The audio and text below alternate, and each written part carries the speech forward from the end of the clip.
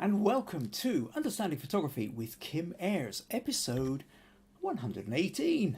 Today I'm going to be talking about a shoot I did in collaboration with Circle Vintage. Now, Circle Vintage are a vintage clothes shop in Dumfries, and I previously worked with them on the redress slow fashion show. You need to go back to episode 89, I think it is, to see about that. So we did a shoot involving a vintage car, a couple of models, vintage outfits, off-camera lighting, and I thought it'd be quite fun to sort of show you that. I've been holding back on these pictures for a little while, but now's the time to show them. So that's what we're going to be talking about today.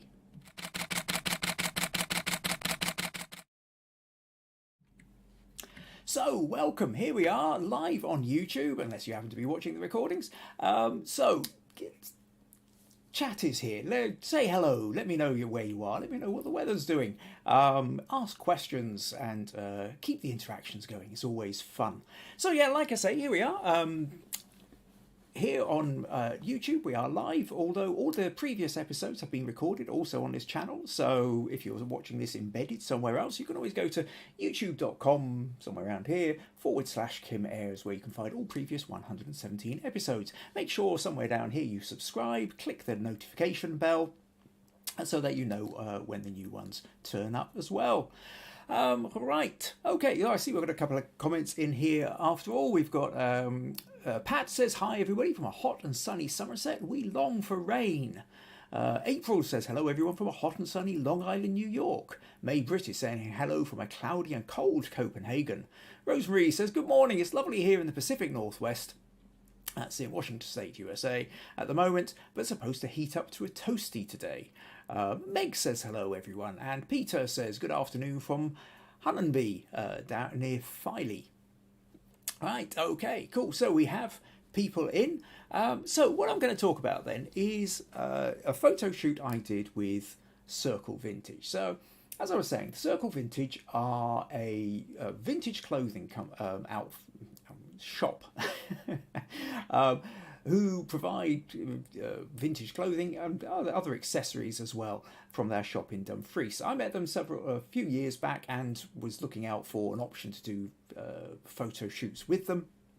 Marie and Dan, and I talked quite a lot about working with them on the there was a shoot slow fashion show done back in autumn last year. Like I say, I think it was episode 89. You can always go back and check that afterwards. And so vintage clothing gives this idea of, I mean, as well as being really stylish and retro and, you know, so much better than just going and buying something off the shelf which everybody else is wearing as a way of being individual. For a photographer, it's a great opportunity to sort of try and create something a bit more interesting out there, not quite the same as what everybody else is doing. As a narrative photographer, it's always felt like it will be a good fit for us to do a proper photo shoot together. Earlier this year, I knew that I was going to, well, there was two things coming up. There was Spring Fling, the Open Studio Arts event, which I knew was going to be happening at the beginning of June. And also, as I was talking about the other week, there was the big feature happening in Dumfries and Galloway Life, where I ended up getting a 10-page spread. I didn't realise I was going to get as many as that, but as many pages as that. But the main thing was that I suddenly realised, because of COVID and lockdown, I hadn't done a great deal of fun narrative shoots. I mean, I've got my business and I've got sort of bread and butter, and I've been doing various headshots and portrait shots and different private shoots, but there's not so much that I got in the way of stuff that I could put out there in the public. So I got together with Marie and Dan from Circle Vintage, and we sort of brainstormed several ideas. We came up with 4 really cool ideas that we tried to put into action. 2 of them, for various reasons, fell by the wayside. But 2 of them went ahead, and one of those is the one that I'm going to be talking about today. And that is a car shoot. So for a long time, I've kind of harboured the idea of doing an interesting car shoot. Now, of course, some of you may remember a few weeks back, I was showing you the ultimate selfie, where we were on a back road with the setting sun, and I'd done 10 of me in the same shot. that had kind of come out of the idea of doing a car shoot in a way. I was so sort of desperate to do one, and at that point I thought, well, okay, let's do a selfie version of it. But it still didn't really work the way that I wanted to. There's also the thing about cars is this idea of road trip. I mean, I'm sort of a huge fan of the road trip movie. It's like an iconic American style film. You tend to get them more in America because you can drive for days and days and days in the same direction. Still not reach your destination. In the UK, we're an island, so you can't really drive much more than one day before you reach the other end of the country. So, but I still like that idea of the road trip movie. And we started thinking about this idea. Well, what if we got a couple of models and we got a vintage car? And at this point, I suddenly remembered a shoot I'd done for. Now, we'd have to go back, and suddenly I can't remember. And did I make a note of it? Actually, I think I did. Yes, it was episode 22. If you want to go back and check episode 22, where I talked about the shoot I did, Dr. Megaphone, publicity shoot. Now, the guy who commissioned that, Dr. Ian Johnson. Now, Ian, I remember him saying that he had a couple of vintage cars, and I thought, oh, okay, that sounds like fun. So I for this shot, I got in contact with him and said, well, what have you got? And it turned, he said, I've got a Citroen DS and a Triumph Herald convertible. And I thought, oh, Citroen DS. If anybody's ever seen a Citroen DS, it is a very distinctive, it's quite an iconic car. There's not another car like it. And I thought, well, okay, this sounds like fun, but, is it just going to sort of end up being in a barn somewhere full of hay and chickens and no wheels on it? Turned out it was actually fully roadworthy, and he used it. So what I'm going to do, actually, let's just show you the car. So here we go. We went out to visit him, and so he was keeping it in this place, and we pulled out. So this is the car that I'm talking about, a Citroen DS. Very distinctive. There's not another, you'll not, once you recognise that car, you will never see another car and wonder if it's the same or mistake another kind of car for it. It's really quite iconic. So I got really excited at this and asked him if it would be okay to use that car. To which he said yes, and he was absolutely fine with it. So I can just see at this moment, we've got Ramana KV says, hi everyone, Venkata. Venkat from, yes, I remember chatting to you on Photo Crowd recently. Delighted you could make it along. So to go back to the shoot. So we arranged a time, found a little bit of research, going out and recceing a few places. Needed to find a place where we could park the car, do some shoots, and not worry too much about the background, not worry too much about other people, which was a kind of key place. And so for those of you who remember the Peaky Blinders shoot I talked about, where we used an old place called Rosefield Mills in Dumfries. Very near that, pretty much just next door to that, there was a little place with a kind of parking area, old bit of building behind it, and we weren't likely to be disturbed by anybody else. So that's where we set up.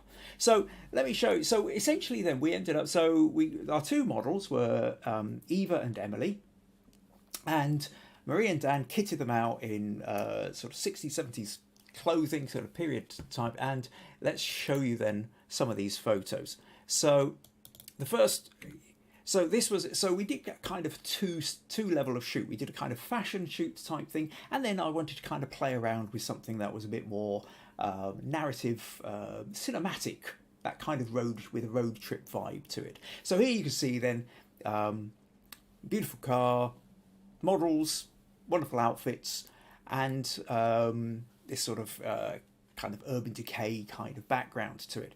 Now, the lighting here, for those of you who are interested, the whole point of this was to try and get it to look like it was evening. Now, the reality is this was taken about 3 or 4 o'clock in the afternoon.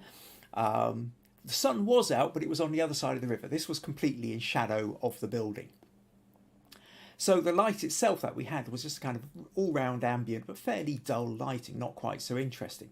So what I did was I got, I think it was Dan from from the Circle Vintage, I got him to hold an off-camera flash with an orange gel on it. And for those of you who've been watching these podcasts for a while will know that essentially the orange gel on an off-camera speed light is one of my sort of most favourite go-to forms of lighting for creating a particular lighting effect, whether you're trying to emulate candles around a table or sunsets. And in this case, it was about getting a sunset. So we have this wonderful kind of orange light coming in from the left and casting the shadows, and then even to the point whereby you see the reflection in the front wing of the car, and it shows you, and you automatically assume that it's the sun reflecting in there. So, and then we can kind of see the sky and the trees and what have you reflecting in the bodywork over here. So that was the sort of starting point with this shot. We also did then sort of kind of creating a scene whereby, you know, like hood up, playing with a, you know, like, can we get the engine started? Which was quite a bit of fun. And then this one here, we turn the car sideways, and this time what I've got, as well as having the main light, you know, the key orange light coming in from the left, we've also got another light coming in from the right in order to light up Emily in the car back here as well. So, and then we put the headlights on in the car. Now also actually, just there was a slight problem with the headlights. One of these these two were working fine. That one was okay. This one here wasn't working. So I actually, in post-production, had to take this one and then very carefully blend it in over there as well, so that we had all the lights working. Otherwise, it just really didn't quite look right. So that was the kind of the starting point to try and get, you know, so like I said, we kind of two shoots in essence. There was that kind of, to give that sort of sense of a fashion shoot going on. Kind of curious, has anybody recognised the Citroen DS? Anybody had one themselves or used to drive around in one, or is it just a completely alien looking car that you've never seen before? Yeah, drop a note in. So the next thing I wanted to do was actually sort of start using the interior of the car a bit. And I did a few, let me show you a couple more, move on to the next level of photos. So this one then we got, so Eva sitting on the inside, and also this time of year, the cherry blossom had just come out, and you could see, and so you can see here, you know, it kind of, in the background, which was really giving this sort of wonderful lift and colour. But that also made me think, because at this point we were sort of parked just on the opposite side of that bit of tarmac to where we were before. And I became very aware of the way from the other side of the car, how the cherry blossom was reflecting in the window. And so what I wanted to do then was to try and get a shot of a mix of Eva sitting in the car looking out the window, but we put her into the back seat, and to get the reflection of the cherry blossom too. So here we can see this photo. Unfortunately, I seem to be sort of sitting up round the top here, taking up the space of the corner. I'll show you. I did a closer up one as well here, which gives you that sense. And so for these photos here, this was all about getting that balance between. So again, I've got Dan with the off-camera flash, so it looks like the sort of, you've got kind of like the setting sun just coming in, glancing off the side of Eva's face, but you can also see the reflections in the car window of the cherry blossom with the blue sky behind. And so it's all about, you know, there was quite a few shots, well, yeah, enough shots anyway.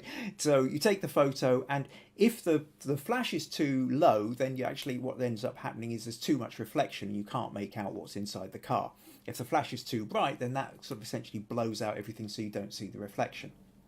So like with so many of these things, you go click, you look in the back of the camera, you go, okay, got to adjust this, either adjust the settings on the camera, or you're adjusting the power of the flash until you eventually get it right. And I must admit, I really love this kind of, the look on Eva's face, and just this sort of very kind of distant sense of, you really get the feeling of something happening. You feel like you're looking into part of a bigger story somewhere along the line.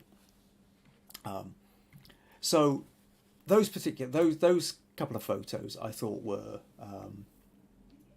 I was really pleased with. But then I kind of wanted to take it up at another level. Okay, a couple more comments here. April says, "Oh, I think it looks like fun." Rosemary says, "That's what I was thinking too, April. Such fun time for the models, Kim, and everyone." Yes. So Venkata is also just a little bit of chat here about saying that he's from India. If I'm hoping VG will join us from Chennai soon. She's quite often here as well. Right, okay, so next thing I wanted, so where was I? Yes, so carrying on with the car photos then. So now I'm really kind of wanting to take it up a bit, get more of that kind of road movie feel. And one of the photos that I did next was this one here, where I sat on the back seat. We've got Emily out the front, leaning on the front of the car, and we've got Eva sitting on the, with hand on the steering wheel, like she's about to drive off, and Emily stopped her. But what's important here is the point where I focused the camera was actually on Eva's eyes in the rear view mirror. That was the bit that I thought was the, because on a point like a thing like this, there's various different places you could focus. I could have focused completely sharply on Emily's face, or I could have even focused sharply on Eva's face. But what I chose was to go for the eyes. Now I can't remember exactly what maybe I ought to just double check here the setting. I've got this at f7.1, so that's sharp. Most of the up to about the middle of her arm is sharp, and pretty much Emily's in focus too, and then the focus drops out. So I've got a reasonable depth of field to be able to get in all of it. I'm doing this at 125th of a second, which for that level of aperture wouldn't have been quite enough light inside the car. So again, we've got an off-camera flash being held that's coming in to light up Eva and the inside of the car. And then, like I say, what I'm doing is I'm sitting on the back seat to be able to get this particular shot. Then we kind of took the car round to the other side, and where are we going? So now I wanted to kind of get a face on into the car. And again, what we've got is the off-camera flash with the orange shell, only this time over on the right of the car coming in. And what we're going for is this kind of real kind of road trip feel. Now, it's not Thelma and Louise, for anybody who's seen that, but in a way, you're kind of tapping into that vibe, that sense of. There's a sense. I'm trying to get that sort of sense of adventure. That there's a story, that you really get the feeling that this is a moment from a much bigger story. You kind of want to know what's happened before this. You kind of want to know what happens next. And this is a really important part of narrative photography, is what I've talked before about the difference between narrative photography and snapshots. Snapshots tell you everything you need to know contained easily within that photo. So if you're taking a photo of your lunch, or your cup of coffee at a particular cafe, you don't need to have anything beyond that. This is just a nice little social media quick thing saying, hey, this is it. Your passport photo isn't trying to tell a story, it's just trying to tell a likeness. But a good narrative photo, it feels bigger than the actual image that you're looking at. You kind of want to know either what's happening out with the edges, the boundaries, or the temporal boundaries, like I say, what happened before or what happened afterwards. So this kind of felt like one of those. A moment or two later, a little bit of laughter. This was just a kind of fun one. But then I moved around. I moved around a little bit further to kind of get this angle. I particularly like this. This is one of my favourites in the set. Only now what we've got is the flash is sort of bouncing off the light. The thing there looks like sunlight catching the corner of the window. And I will just say, you've got a slight reflection down here, because what I've also got is I've got somebody else holding a large reflector to bounce some of that light back onto Emily and Eva here. Otherwise, what would have happened is because the light was over on the right, where they're in shadow, those shadows would have been too deep. They would have essentially ended up silhouetting almost in that. So in order to make sure there was a light coming back on there, but I didn't want the hard light like we had with the flash, so we used a large reflector which managed to bounce some of that light back on and create much softer light. But you can actually see some of the reflection of that reflector in the back of the rear view mirror here as well. So if you know where you're looking, you can kind of work out the clues for how the lighting was done. And then finally, my favourite photo of the whole set is this one.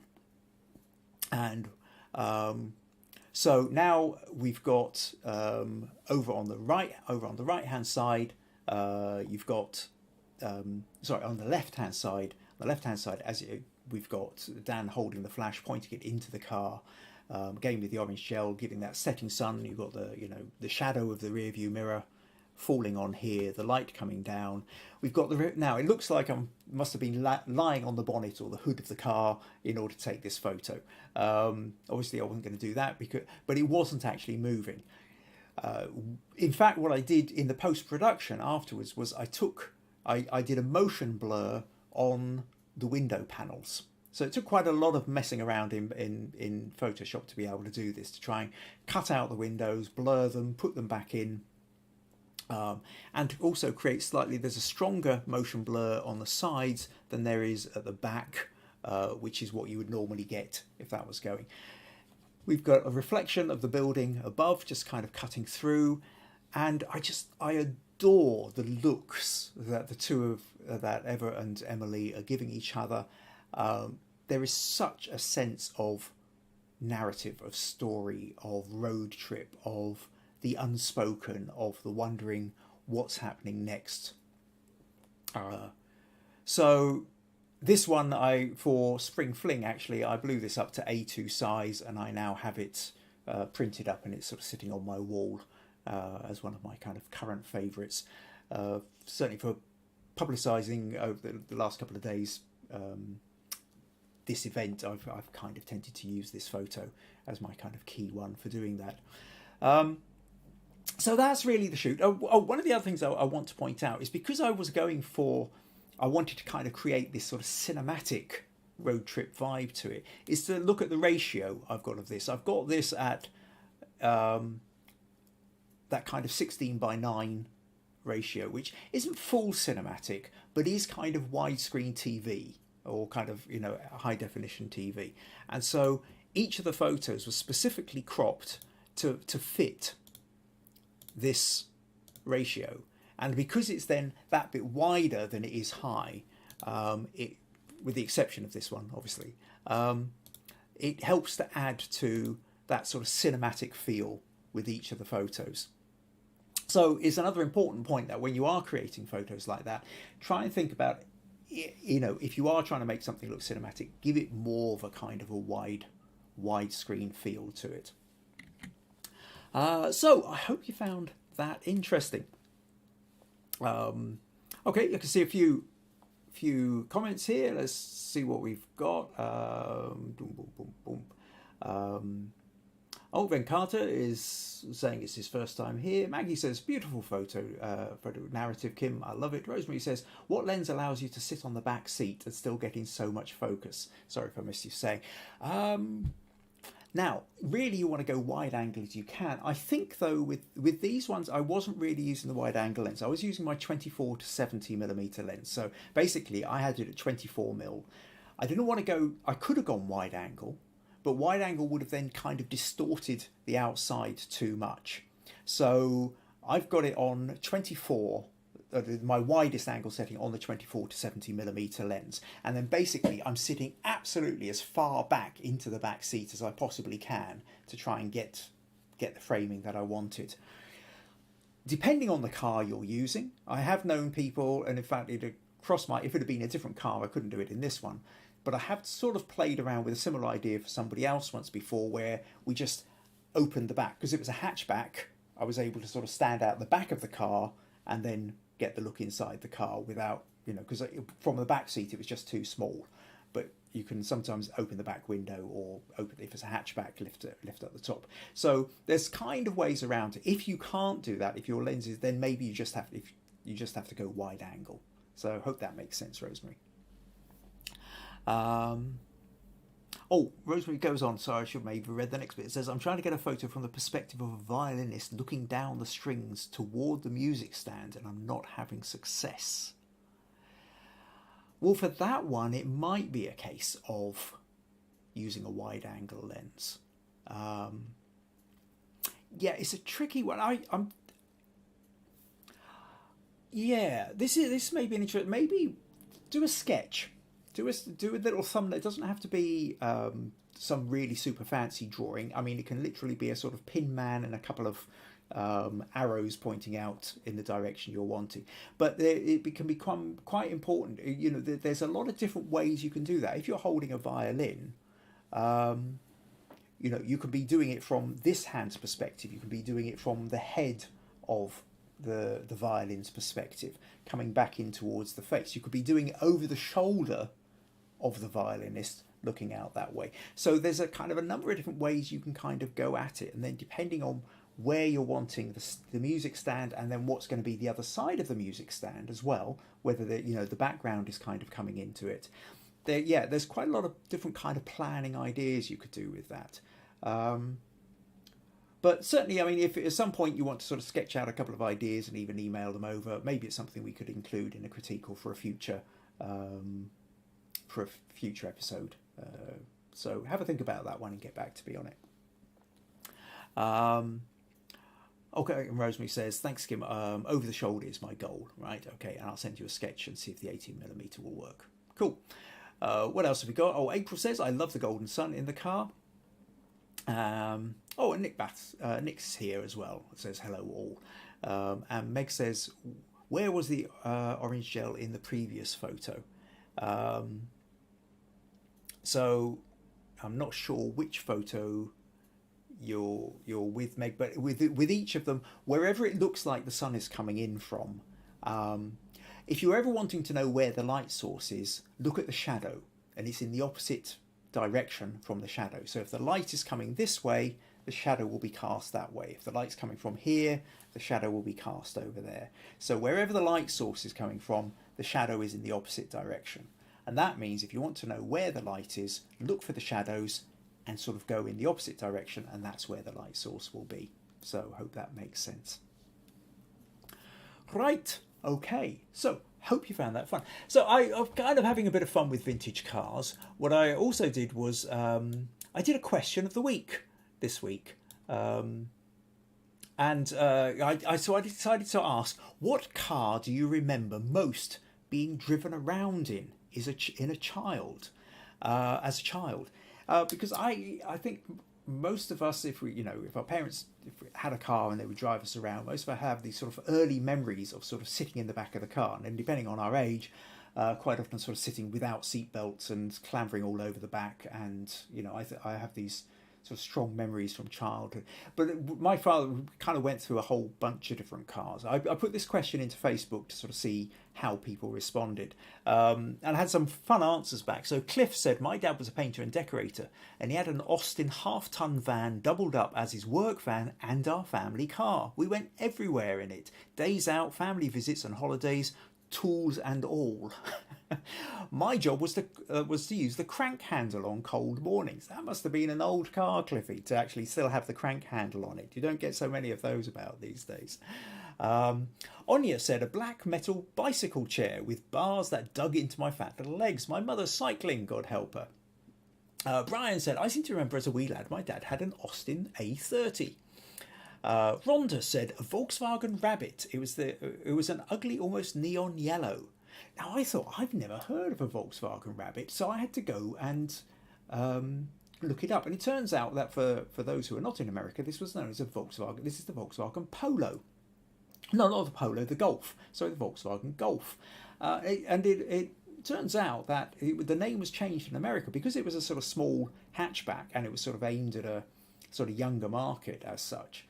It was felt that the word golf being attached to it had different associations and would therefore sort of seem more like an older person's, car. It didn't, so the name Golf didn't really hit the demographic they were aiming for. So they ended up calling it the Volkswagen Rabbit. So I had no idea about that. So that was an interesting one. Joe said a Ford Anglia, and a Ford Anglia, if anybody's seen Harry Potter and something forgotten. It was the second one. It's the second one where you've got the flying car. That's a Ford Anglia.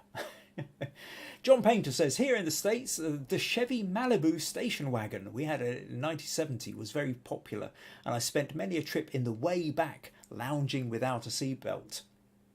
Robert said a Chevy Nova, a 1970 Chevy Nova. Stacey said, my dad, being 6'3", liked big cars. He owned a few big cars. My childhood memory was an Oldsmobile 88 and a big brown Cadillac 76, 77. He drove that down to Florida when we went to Disney World. That sounds like fun. Jackie says, my parents always had a Volkswagen Beetle. Benedito says, my first recall is a red Humber Spectre that my father had. It was a Ford Granada Mark 1 3-litre gear. Pat said, we didn't have a car, we had a motorbike, Rudge and sidecar, Swallow. We loved it. Oh, motorbike and sidecar, that must have been fun when you were a kid. It does remind me of the fact that there are stories of my grandfather and my grandmother. My grandfather rode a motorbike and used to do motorbike trials, and they would take him, and my grandmother would go out. This is back, I don't know where, before they were married or when they were only just married, certainly before they had kids. They would go everywhere in a motorbike and sidecar. And in fact, actually, Pat, for your way, there's a place called Porlock. Is it Porlock Hill? I think it's Porlock Hill, which is really steep, 1 in 3, 1 in 4, 1 in 3 hill. And back in my grandfather's day, it hadn't been tarmacked because they didn't actually have machinery that could get up that steeper hill. And so it was still a bit of a dirt track. And they used to have motorbike trials that ran up there. And there is some vague story somewhere, not on that hill, of a different time of my grandfather and grandmother being in the sidecar on motorbike, and essentially they went round a corner and the bolt holding it together came off, and my grandfather went one way and my grandmother went the other. So I guess nobody was harmed too much, given the fact that they did go on to have children and grandchildren afterwards. So what else have we got? Lisa says, when I was little, we had a Volkswagen Beetle, cream of tomato soup colour. That's a very particular colour. I remember my dad holding me on his lap and letting me steer the car at around 4 years old. Oh, that would have been fun. Rosemary says, my parents had a Renault 16, a little hatchback from France. It was quite an attention grabber at the time because here there were no others like it in our area. Oh, Maggie says, sorry, forgot your question. Dad had a little green work van as a chicken salesman. I remember it having a big fluffy chick on the side, and me and my brothers rattled about in the back. That's brilliant. It also reminds me a little bit, for a while, when our kids were younger, I had a Lada. It's an Eastern Bloc car based on an old Fiat. Not the most popular car. It was a really cheap car, and it was dense, and it had all these big dents down the side of it. And when we went out to drive, the kids were hideously embarrassed to be seen in this thing, and they would sort of sitting fairly low. And if they saw anybody out on the street that they thought they recognised, they would all duck down because they just didn't want to be associated with this car. So yeah, I think there's something about those kind of early first car memories which kind of tend to stick with you. VG's joined us, says, good evening everyone. Went for a photo walk and back. I hope you managed to get some good photos there, VG. April says, we had the Herbie cars. That's the Volkswagen Beetle. We also had another Toyota car that had wood panel on it. Forget its name, a Toyota Corolla. Okay, not totally sure about the wooden panel Toyota, but it's all that kind of fun, I think. So yeah, nice little bit of fun there. Okay, so thank you to everybody who sort of came up with their little kind of fun memories of that. I will just say at this point, as a wee reminder, that if you are enjoying these podcasts, if you would like to support them in any way, if you find them interesting, entertaining, you feel you're learning anything from them, then buymeacoffee.com/Kim Ayres is one of the places you can go and show your support. Right, okay, now what I'm going to do on the back of this whole kind of vintage car and the car shoot that I've been showing you is I'm setting a car challenge or a people and car challenge. So I know, for example, Robert's put photos of his cars in for various critiques and competitions before now, but it's not just the car. I want a people and car combination. Now, there's a number, if you think about some of the photos I've shown you already, that can be you sitting in the back seat with a driver and you're looking over the driver's shoulder and thinking, what is it they're seeing? Or are you looking into the car? Are there people in the back of the car? Are there kids playing? Is there a dog looking out the window and there's somebody putting their child seat, putting a child into his child seat in the car? The car, for those who have a car, the car is such a major part of your life. Whether you're going on holiday, whether you're just going to the shops, whether you're trying to get a child or a pet in and out of the back of it, whether you're picking up friends, whether you're going out for a day trip, whether you're driving to work or coming home again, a car is a kind of a key experiential and cultural part of our life. Everything we talked about so far with like the memories. When you think about how many memories we have of these vehicles from our childhood, or just, for over the years. So the challenge then, and I want you to, think about your lighting, think about your composition, think about all the usual photography stuff, but your challenge is going to be people and cars. Now, you've got a fairly broad brief. You can go, think about how to interpret that. But the challenge, it's not a competition. The challenge is for 2 weeks' time. So it's the 7th of August today. So on the 21st of August, that's when we're going to do the challenge. So what I want you to do is I want you to get your pictures into me, certainly by the Friday, if you can. That would be the 19th. The 20th at the absolute latest. Anything that certainly comes on a Sunday is going to be too late to be involved. But I want you to have a think about this and put a photo in for the challenge. Now, if you're on Facebook, go type, Understanding Photography with Kim Ayres. There is a Facebook group if you've not joined it already. Just type Understanding Photography with Kim Ayres into Facebook. The group will come out. Make sure you join the group. You can stick your photo in there. Tell me a little bit about it. Give me a little bit of background of the story. Why you've taken this photo.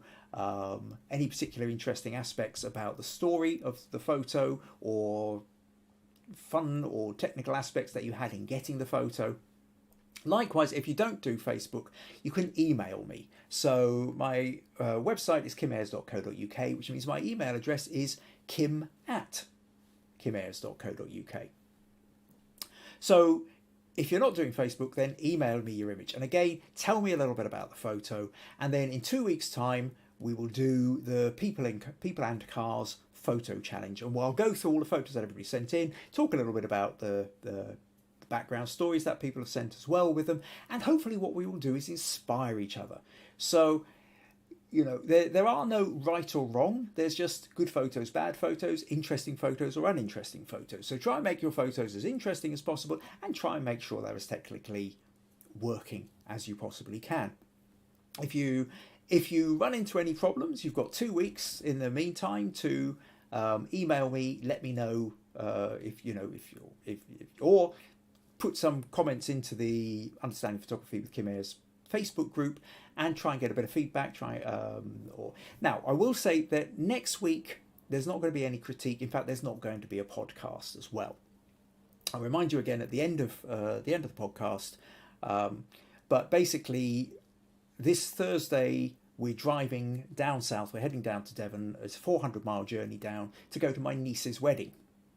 The wedding's on the Friday, and then we're driving 400 miles back again on the Saturday, which means on Sunday, I'm not going to be fit for anything other than sitting there dribbling into my chest and falling asleep on the couch. So rather than kind of blurring my words and dribbling into the camera on Sunday, next Sunday, I thought, well, okay, we'll just take a break. So we've got a break next week, and then the next podcast after this will be in 2 weeks' time. So that will be the challenge. The following week, we'll be back to a more regular kind of podcast where we will have a critique section. So we are now going to move on to the critique section of this podcast. Again, for anyone who's less familiar with the podcast, we tend to have a critique section where, again, you can stick your pictures into the Understanding Photography with Kim Ayres Facebook group or email me the image.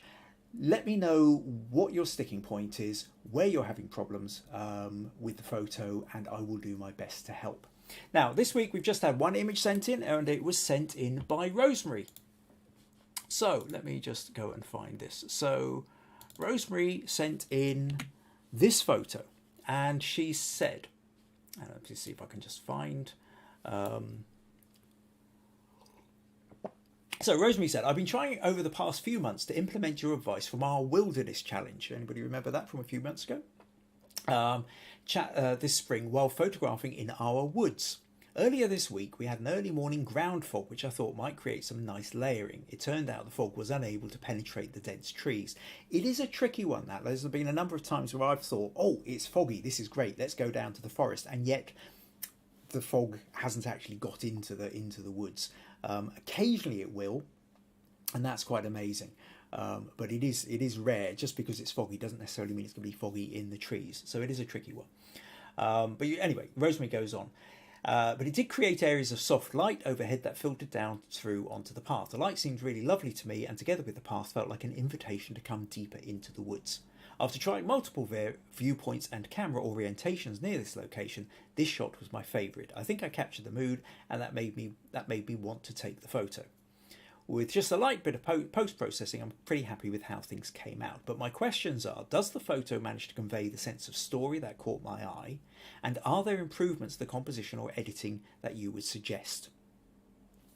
Okay, so woods are a great thing. Now, what I would say, first of all, what I really love about this, you've got two really strong aspects to this photo. The first is the path. The path is just brilliant. The path draws our eye, it swings to the left, swings to the right, and then slowly just sort of disappears off into the woods. So in terms of composition, it's a really good composition. Our eye just gets drawn into the picture. It gives us a really nice sense of depth. The second bit that I really like is the fact that it is darker in the foreground. So the fact that this bit of tree here, so you're getting a kind of natural vignette almost. So we're aware of the trees here, but then the light beyond the foreground is what helps draw us into the picture.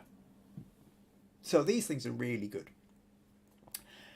Now, in terms of critique, it's I think the two things that you're kind of up against here are, one, yes, it draws you into the wood, but I almost feel like there's something missing. You kind of need to have something else in, that your eye is beautifully drawn into the woods, but then what, if you had a child with a balloon, if you had I don't know, an animal crossing, if you had, there kind of feels like there needs to be a focal point. We get drawn into the woods, yes, but you're wanting something else, whether it's a cottage in the distance or Red Riding Hood or the wolf.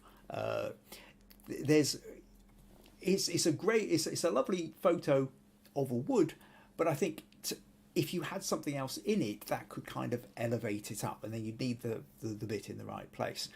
Now, you did actually send me another photo where you put a deer in.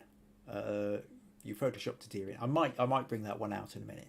But what I wanted to say before we get to that, though, is the other bit, which is the trickiness of photographing woodland, is about the problem of layers. Now, you've started to get the layers right, as in it's dark here, then it's light, but then it kind of goes dark again.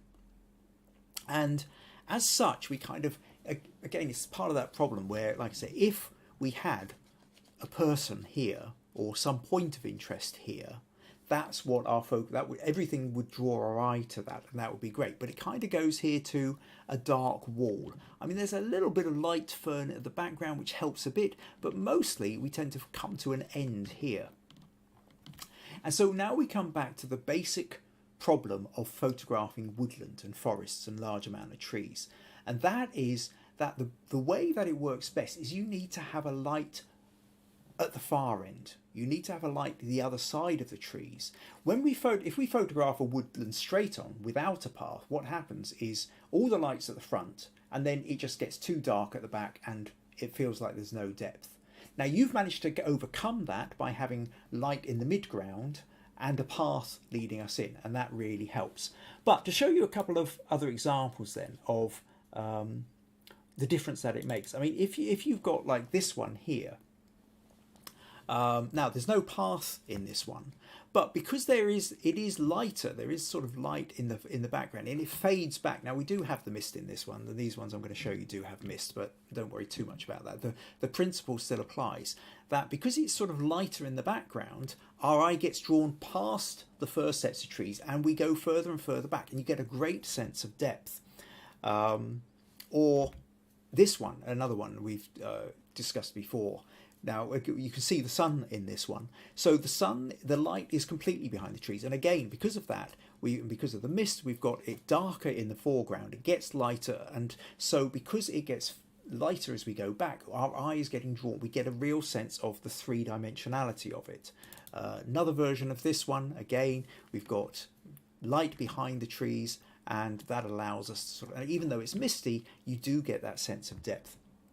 Finally, if you ever really do get the best kind of thing where you really do get that fog of mist in the trees and the light shining through it, and you can get this kind of a very tangled wood, this one. But the way the light comes and the way the light beams shoot through it just makes it really quite magical. I had one day where I saw the light, I went to the woods, and I managed to get various photos like this, and I've never seen it since. That was probably about 5 or 6 years ago. I think actually it's 8 years ago, 7.5 years ago. Scary. November 2014.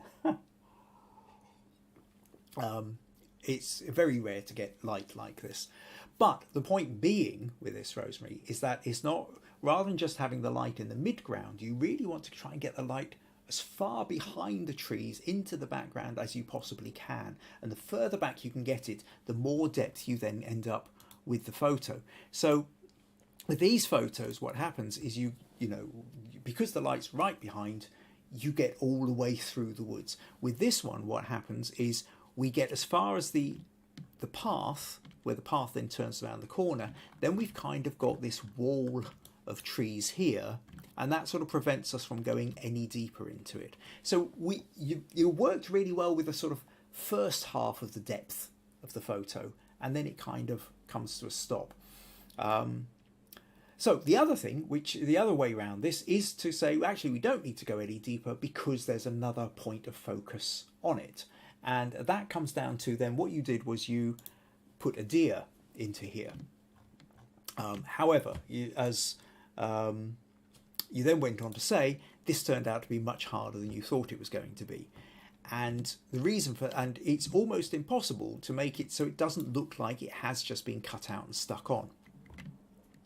And here then, the reason I'm not going to spend long on this is just the point I want to make about composites.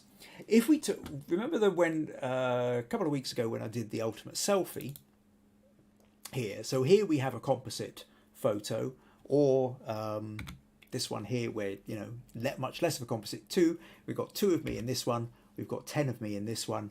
The reason I was able to make this look convincing is because every single photo is taken with the light coming from the same direction and the camera settings are the same. So all the camera settings on this one are at f8 100th of a second, ISO 200. Okay, and in all of them the light is coming from exactly the same direction.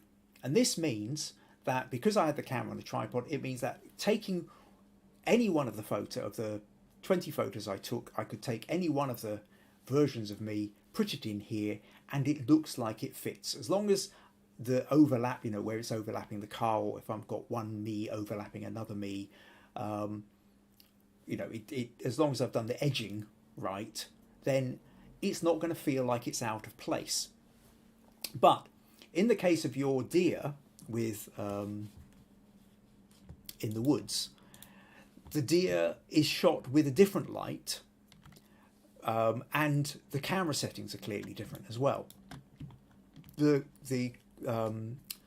think you've got a higher ISO with this, and also if we look at it, then if you look at the foreground, we've got leaves that are in focus. Here, the leaves are not quite as much in focus, the deer itself isn't quite as much in focus, but then the trees behind are sharper again, they're more in focus. So as such, it doesn't really fit in the place of where the camera would naturally go. Because if the bits in front of it would be in focus and the bits behind of it would be in focus, then the deer itself also ought to be in focus to the same level as the surrounding vegetation. So you've got to make sure that the camera settings are the same, so that your focal point is the same, that the lighting is the same, that your ISO levels are the same. And if you can get all that, then you've got a much better chance of being able to seamlessly put it in. But if you miss out on any of those, you're just going to kind of end up with that sort of sense that it has been cut out and stuck in. And then what you're looking at is collage rather than a sense of a kind of proper blend as such. So I hope that makes sense, Rosemary, and gives you some sort of various thoughts and ideas. Right, okay. What other comments have we got here? VG says, a beautiful, serene place with the right amount of light filtering in, Rose. Marie, April says, I do like the picture, I can feel it. But also thinks, what about a person walking? And again, yes, I think somebody walking through there would work. Meg says, beautiful photo. Yeah, April also says the person walking would cover that dark patch at the back. Rosemary says, both of those are great points, Kim. Thank you. I'll keep working on it. Excellent.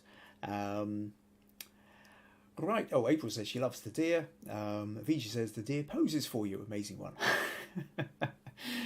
Okay, cool. Right. So that brings us to the end of this week's critique section. So, little reminder then that next week there is not going to be a podcast. So, episode 119 will be in 2 weeks' time on the 21st of August.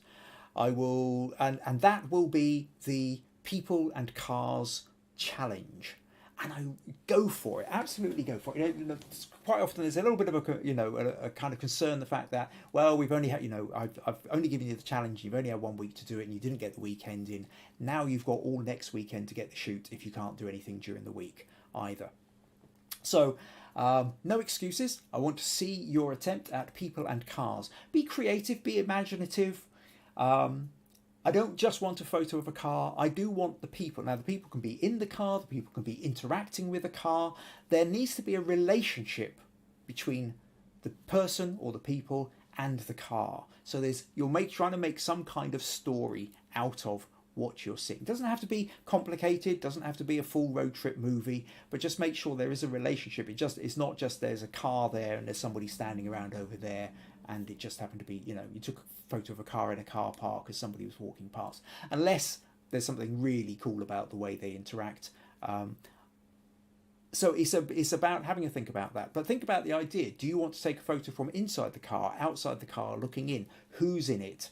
What is that relationship? Do you want to play around with lighting if you get the chance? So lots of potential.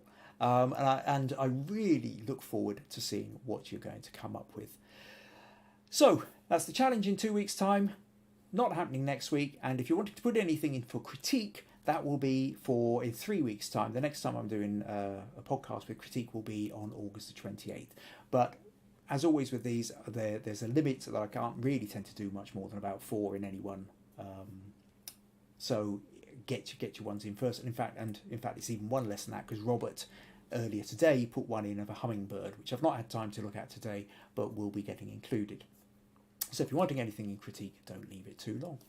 Right, I think that's just about us. Thank you ever so much to Rosemary for putting in the picture for critique, to everybody who gave us their wonderful stories about childhood memories and cars as well. And I look forward to seeing you all in 2 weeks' time. Take care. Bye-bye.